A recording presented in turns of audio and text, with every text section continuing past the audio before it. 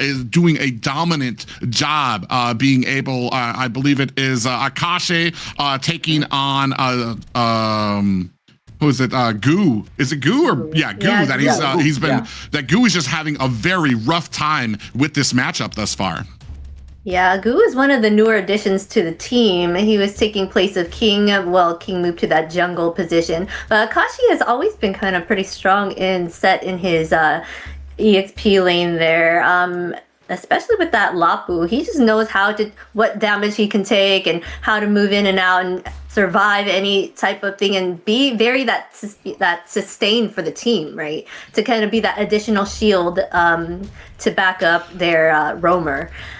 But they're going to go ahead and ban out the Claude here. And the Rock starting out, they must really hate dealing with a Claude.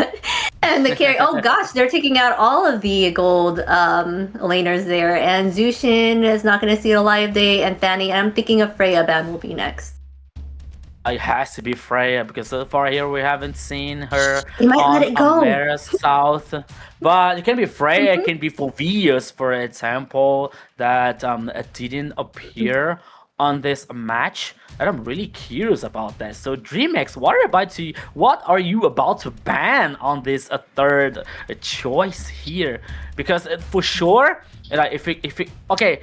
It is easier, it is more certainly if you ban Freya, you have to think about like the first choice coming out from Entity7. But if you ban, Yep.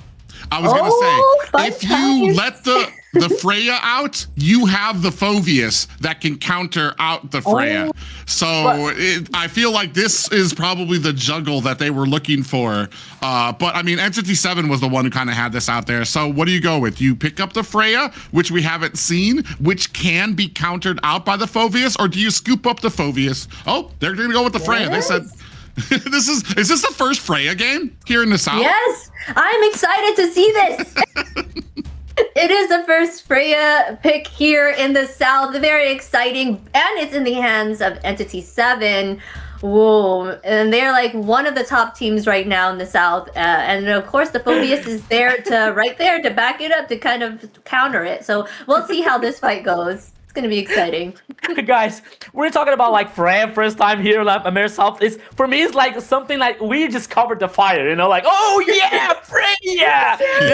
Not a single game here, but now she comes with the Entity7's composition. But the response here coming from DreamMax is a Leo Mort and Phoveus. All right, it's a strong side here, especially when it comes to XP laner. We were talking about like Goose situation here, so I think that if DreamMax gives some kind of a protagonism from Goo here, maybe things could be different from for the Dragon boys so far. I was about to say, like, I don't remember like a Doom, a gold laner playing with a Freya, for example, in a gold lane. You know, like I only remember a Doom playing with the True Marksman or sometime with Lunox and a Harriet on the gold lane. But now I think that he is coming with the Freya on the gold lane, so let's see what is going to happen in that composition.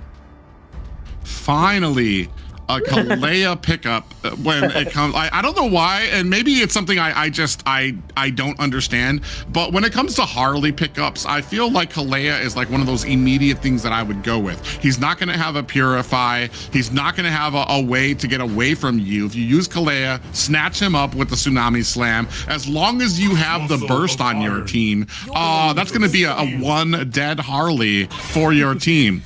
Freya's going to be very interesting here. I do wonder, because everybody's now expecting it in the gold lane. It would be kind of a little bit of interesting if we just throw her into the XP. I doubt it's going to go into the XP just because that's where Phoveus would be sitting, and I feel like Phoveus is a great counter for the Freya in the early game.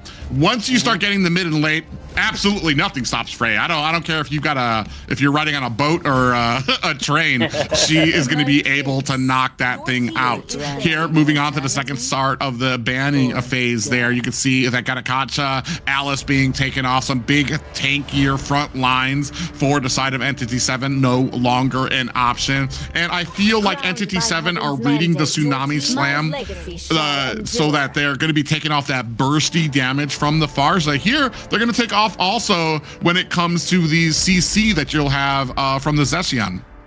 Yes, for sure. They're target banning the mage picks here, as they're gonna need their golden mage here on the side of DreamMax.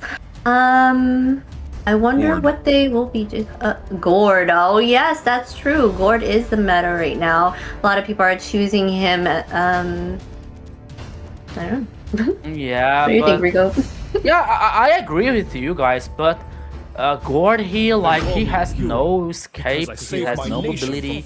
I don't think that with the execution, it is very, very good. But you have a Freya, you have a Harley with the teleportation, you have a Kimi, which is like a very good one on mobility here on the mid lane. Maybe I think more on Lunox here for a mid lane. For a DreamMax, Oh yes, for that's example. still open. Yeah, when it comes to especially when good. it comes to Harley, so you can counter the ultimate from Harley using the Oh brilliance. my. But analyzing now, there's the two last picks from Entity7, Glue and Wow. Sora. Oh my goodness. They just know how to draft, man. I do like the Linux pickup too, especially against the Glue. We've seen this combination before when it came. Yep, there it is. The Kalea and the Linux pickup was able to burst down Glue so quickly. As soon as he went with the split, you immediately use the Tsunami Slam, and there's no more Glue out on there. And I feel like that works with a lot of these tankier pickups as well, not just when it comes to like some of the squishier ones. So yeah, definitely a great read by you, Rico. There, having the mage pick up there for Shakiche. But ladies and gentlemen, we might be on the last game here for DreamMax, who need to find an answer for the overwhelming offense that they faced in Entity7. Yes, my friends. So now here we are going to the third game, but you on the chat, yes, you are the main star of the show. So now taking this a time to say hello to Rice, hello to Pinoy, Deadpool, GM Kilua, everyone that is on the chat. Yoji, thank you so much for your support. Thank you so much for your audience. So here, welcome to the Land of Dawn on the third game and possible the last one here, Entity7 versus DreamMax. When it comes to the decisive game here, Entity7 is going to rock or no. Yeah, Entity7, I mean, they have been full force, pedal to the metal when it comes to immediately putting the pressure onto DreamMax. And then when it comes to a lot of these fights that end up, even when they end up losing the objective, they do end up somehow being able to find like 2-3 kills chasing down DreamMax on the back end. So it's something that DreamMax need to be concerned about. As you see already, the rush coming in onto the side of DreamMax's jungle. Damage for Idon Bush, who's going to have to find himself a teleport away. Shakiche on the back end with the flicker and an auto attack. Finds the kill there. Idon Bush on the back end gets taken down by Goo. Just as we were talking about the offense from Entity7, DreamMax from out of nowhere find 3 early game kills. Worst case scenario for Entity7 ever. Oh, Akashi here now can be trouble versus Goo. Oh, Goo is gonna take on him, gonna stack in, but now Akashi is on, it's a free. But now, once again, worst case scenario here, because you got 2 kills for Shaikichi, 1 kill for Goo, both carries. We're not talking about Zeus, okay, but, in the gold lane here, Doom, okay, playing aggressive. Right. Yeah, I'm actually very curious. It's so rare that we get to even see the Freya that it's almost unheard of. I'm trying to figure out how this matchup actually goes back and forth. Just because Zeus, especially on the Yusun Shin, is going to have a little bit of CC, is going to have a disengage on his side, so he doesn't just have to sit inside the immediate damage that comes out of Freya. Speaking of which, we do have a little. Look at immediately dash and a flicker, but the deadly magic is going to be more than enough to take him down. Doom actually coming in there to help secure that kill as well. Yeah, so guaranteeing now the first kill here for Idon Bush. Meanwhile, DreamMax guaranteeing the first turtle. Akashi can be the next victim. Ooh, big pop up there, especially the triple team there coming from the side of DreamMax. They're going to bring to us to a 1-5 game. This is something that we have seen before, though we want on the side of DreamMax, we need to make sure that when it comes to a lot of these engagements, speaking of which, Tsunami Slam comes out, Vegan in trouble. On the side, Shin coming in with the suppressive fire. The deadly magic onto Blink is, oh, he actually survives and is able to walk himself away. On the back end, the demonic force and the combination of King able to find another kill. 8 kills on the side of DreamMax. Dude, I don't want to be early here. I don't want to be like, I don't want to be the first, like, I don't know, the first nonsense here, but this game for DreamMax is very, very good. I could say here that, like, almost this game is done. Oh, one more kill for Shaikichi on the mid lane. Yeah, just as you say that, I know that when it comes to like the cast of curse, you don't want to get behind your favorite team too quickly. Well, not your favorite team, but the team that's actually doing well. You don't want to like curse them here. But I mean, this looks fantastic for DreamMax. They have a great early game. The only thing is, like I say, when it comes to these kills, once we hit the mid game, are we getting objectives for it? Are we getting towers? Are we pushing with minions at our backside so that we can enable a lot of those pushes into the towers? We'll have to see as this game continues. Yeah, so far here, like 4 minutes on this third game, 9 kills for DreamMax, so 4 on Shaikichi's hand so far. We are talking about a late game hero that is a Lunox, and now she already has these 4 kills. Not only the kills that we're talking about, we're talking about like resources, the items that she needs to burst a more magical damage, and now it is getting possible. Oh, Akashi here once again. Yeah, he takes a lot of damage from the combination of Goo and King. Now they're going to go ahead, start off this turtle, looking for a way in. And you hit the nail on the head too. Shaikichi is a late game hero when it comes to this Lunox. But now you already have 4-0. Oh, look at this. The flicker with the Tsunami Slam. And Shaikichi able to find the kill. 5-0 while King cleans up a turtle. Yeah, DreamMax here now fighting the gold path so far on this game, and now Doom can be the next target. Oh yeah, he's gonna go in with that Valkyrie's Descent. He's gonna actually use it a little bit defensively to kind of get out of harm's way. Again on the back end too as well. So we really haven't seen the value, but like, I mean, when it comes to late scaling, Freya's gonna be a monster. Shin getting chased down again. Definitely, maybe, and that's the thing too, when it comes to a pick like that with the Kimmy there, maybe it was more or less to try to take that away from Shaikichi and maybe don't really have that super great skill like Shaikichi has on the Kimmy there, as he's been getting caught a lot. Another Tsunami Slam followed up by the Phantom Steed being chased down. Akashi underneath the tower gets taken down by King. Blink there with the final blows on that mid lane tower. Now continuing on this fight, the split comes out with the slam. Goo in trouble as Doom comes in for the kill, finding one onto Blink now, trying to find it. Another one onto Zeus underneath the tower. Goodness. And this is why Freya is banned out through most of our series. I can't believe that. No. I don't want to believe that, because when I talked about like this game could be done for DreamMax, I was wondering about like, okay, we have to wait a Doom here with Freya because we haven't seen this hero so far on the tournament on AMER South, and now he gets a triple kill on the last team fight. Once again, I still want to buy here that DreamMax is with a very high advantage in this game. But when I see now Doom with the triple kill, I get some just a little bit worried about that.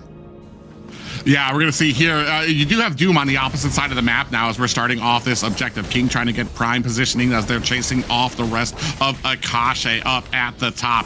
In DreamMax, there's really just no contention for this next turtle as you see them kind of going in a great defensive stance there as Akashi getting jumped out by 3-4 members of DreamMax is still gonna be able to find himself an escape. Doom able to find a tower at the bottom, but up at the top, DreamMax found a tower of their own.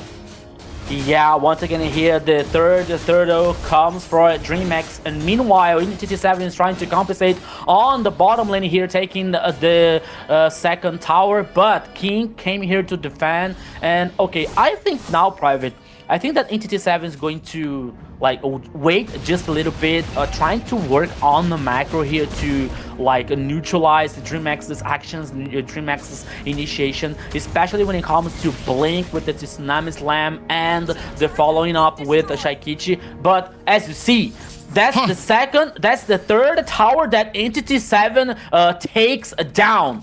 DreamMax has to do something about it. Yeah, you're sitting at 4 and 12, yet the towers are still in favor of Entity7 right now. The gold is only about 1k behind them right now, and that just tells you of the macro ability that Entity7 has, which is just unmistakable throughout this entire game. Ooh, actually coming in, Phantom Steed is out, looking for a pop-up. Oh, but we're gonna go ahead and I guess that's gonna make it a little harder on us casters here as we take a look at the game still going on. King taking a lot of damage. Might be a little bit of a CC coming in there as Vagin gets taken out, but the tower at bottom is down as well. 3 towers to 3, 24k to 27. Yeah, like 2 kills here, 2 more kills for Shaikichi. And now it's time for DreamMax to like work on the macro just a little bit. They're waiting out for the minion waves on the bottom lane here, but oops. Yeah, we have the Brilliance coming out to try to latch on the Shaikichi. Blink on the back end is going to go ahead and use that jump to get out of harm's way. 3 members of Entity7 not able to find the lockdown, but DreamMax now turning their attention to this Lord pickup now. Can they find the first one? You can see Entity7 looking to try to come in, find an escape, a way in, but are not able to even contest this first Lord coming out from DreamMax. Yeah, DreamMax here didn't give any chance for Entity7 to try to fight back this first Lord here. Always like almost 10 minutes on this game, 14 kills for the Dragon Boys. Now we're talking about the gold lead. At least now the gold lead is like going just a little bit ahead for DreamMax. It's like almost 4k here so far, while the Lord is heading on in the mid lane. Now it is time for DreamMax to work more on this macro, take down more towers, but here comes Entity7. Yeah, you see the push coming in up at the top lane as minions are starting to sprawl out. At the midline tower, you see the Lord pushing for the side of DreamMax. Entity7 trying their best to push it away. Still have the tier 2 towers at the bottom and the top side as DreamMax getting a little bit of a push there, courtesy of the Lord at mid lane. Blink now trying to turn their attention to the buffs on the side lanes of Entity7. They are looking for the disengage, but hopefully now looking to clear out the jungle from the side of Entity7 as well. Vagin going forward, trying to press their advantage, if any, are looking to maybe be able to get this purple buff. No, it's going to be scooped up by DreamMax, and they're actually going to go in. Tsunami Slam on the backside. Akashi gets taken out as well as Shin. King forcing forward as Shaikichi finds another kill. Onto them. That's a complete team wipe. 21 seconds on the board for these layaways here. Is it going to be enough for DreamMax to be able to find a kill or this tower down and a core?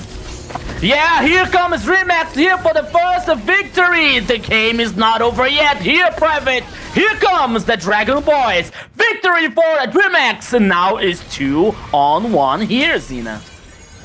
Oh my god. It seems that DreamMax found the recipe there.